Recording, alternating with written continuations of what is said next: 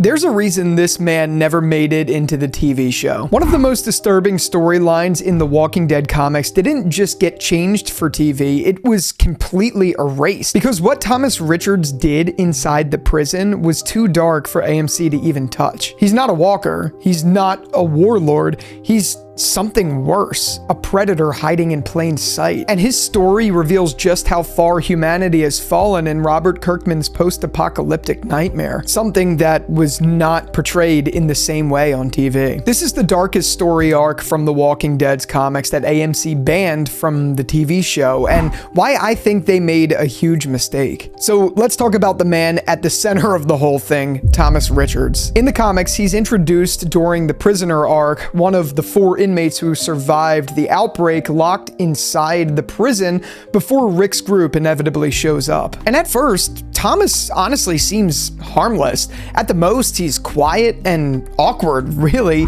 He tells everyone he used to be an accountant, totally not built for this new world. And especially compared to the other inmates like Dexter and Axel, he doesn't exactly scream a threat. But right around the time that things start to settle down in the prison, that's when everything changes. Herschel's twin daughters, Rachel and Susie, are found brutally unalived. I don't want to say the actual word in the video. And though the act itself is off-page, it's still shockingly violent and no one knows who did it. It doesn't take long before suspicion starts to fall on Thomas in particular, and when he tried to murder Andrea, straight up lunging at her with a knife, it confirms what readers had already suspected. This guy isn't just unhinged, he's a full-blown predator. Rick's group immediately realizes what they're dealing with. He's not a victim of the apocalypse, he was a monster long before the world fell apart, a very real one that we see in current society today. The only difference here is the apocalypse gave him room to roam. What follows is one of the most intense moral debates in the series so far. Do they execute him? Do they lock him up?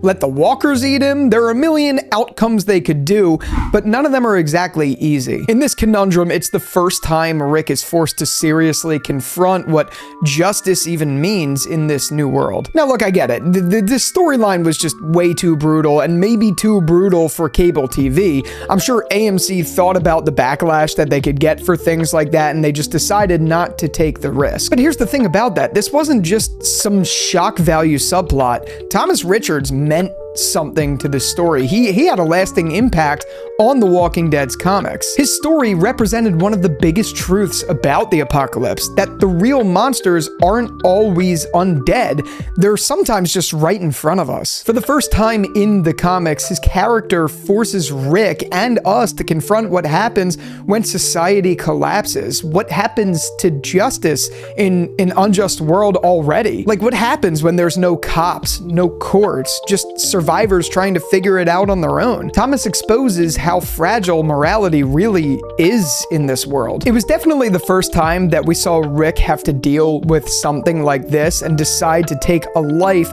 based on something morality driven and justice, really. And it was something that was truly character defining for him. That moment sets the tone for everything that follows, his shift into the man that he becomes. The hardened leader, the guy who has to carry the weight of every decision. Without Thomas Richards, the show missed a huge opportunity to explore that early transformation, to show that Rick wasn't just shaped by outside threats, he was shaped by what he had to do to people like Thomas. And yeah, it was dark, but that darkness, that's what made The Walking Dead feel real. It wasn't just zombies and drama, it was about how far people fell in a world that was overrun by walkers. It was about how far people fall when the world ends. And Thomas Richards was the first reminder of that. He didn't need to be like a multi-episode arc or anything like that. Maybe it could have just been a one-off episode or like a prison murder mystery, but at least that would have given us something, and it could have been something really chilling like it was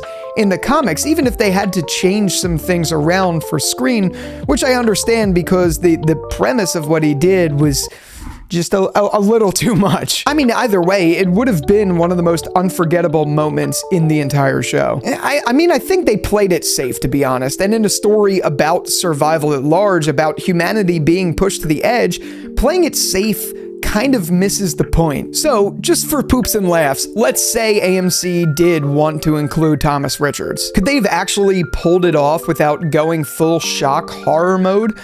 Honestly, yeah, I really do think so. And I mean, at that, it wouldn't have taken much either. Like I already mentioned, they didn't need to show everything. In fact, I think the horror hits harder sometimes when you don't. I mean, I think one of the most impactful examples of this is Jaws and how the shark itself broke down so they couldn't use it for a lot of the shots, but that actually made it more scary.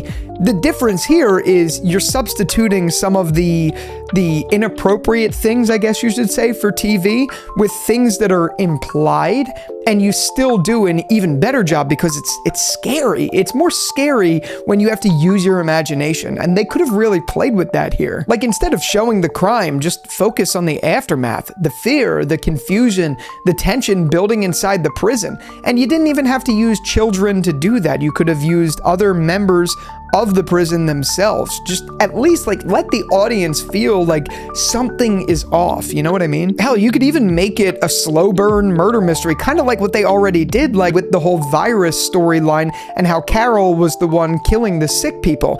I think that was the show's way of trying to give us something like this storyline, but in the show.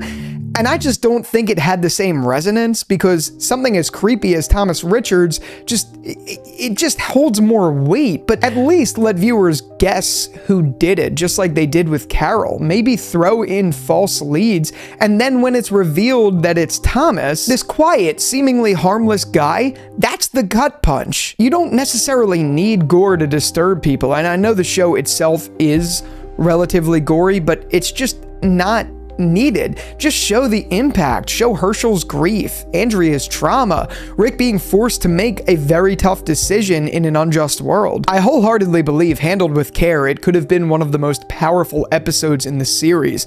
Dark, yeah, of course, but The Walking Dead's always been a little bit dark. At least this would make it meaningful. And not only just meaningful, it would be totally in line with what The Walking Dead is really about. Because this world isn't just about walkers.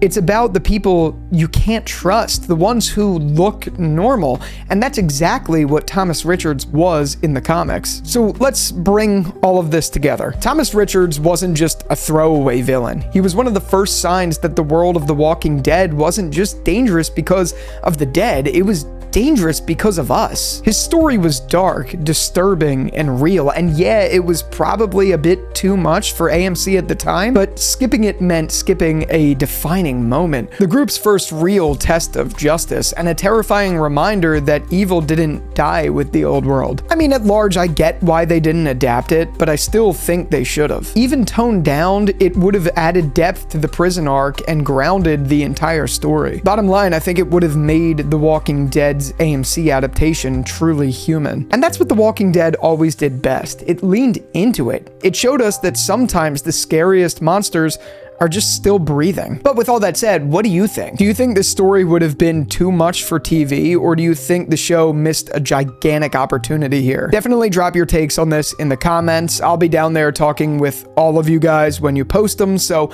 I look forward to that. It's a way to further the video and continue it going down there, so thank you for that. And if you like this video, be sure to give it a like button so we could share it with more people, and subscribe, and consider becoming a channel member if you haven't already. And with all that out of the way, thank you again so much for watching this video, and until the next one, I'll talk to you later.